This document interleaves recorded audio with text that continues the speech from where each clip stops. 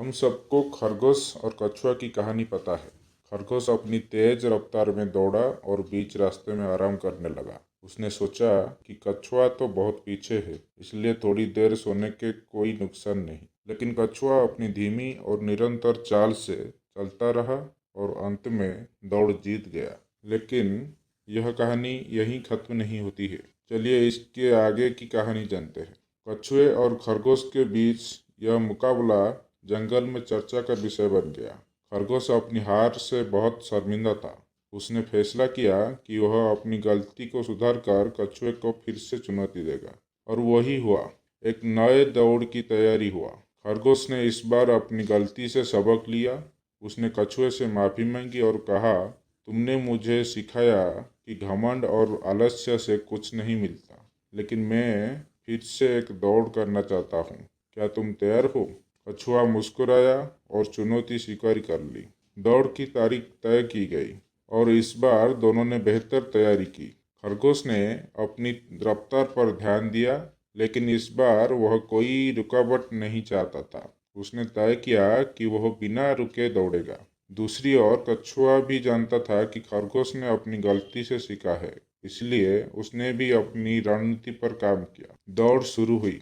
खरगोश ने बिना रुके तेजी से दौड़ना शुरू कर दिया और आखिरकार वह कछुए से बहुत आगे निकल गया।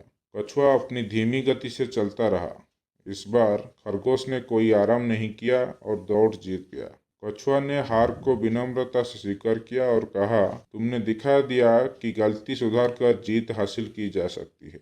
अब चलते हैं कहानी के तीसरी पड़ाव पे। कछुआ को एक नई योजना सूझी।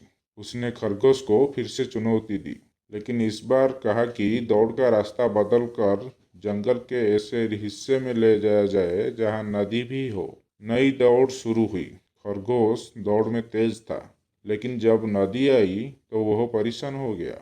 उसे तैरना नहीं आता था। दूसरी ओर कछुआ आसानी से नदी पार कर गया।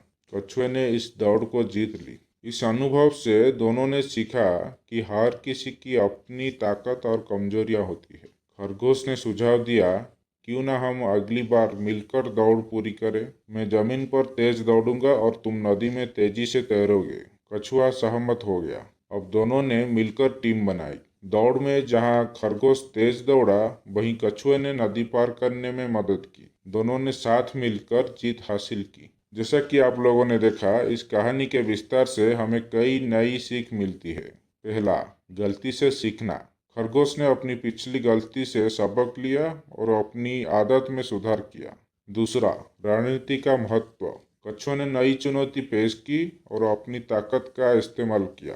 तीसरा, टीम वर्क की शक्ति। मिलकर काम करने से दोनों ने सफलता हासिल की, जो अकेले संभव नहीं था। और चौथा, प्रत्येक की खासियत। हर व्यक्ति की अपनी ताकत और कमजोरियां होती है। अगर हम अपनी ताकत पहचानें और दूसरों की कमजोरियों को सहारा दें तो सफलता आसान हो जाती है।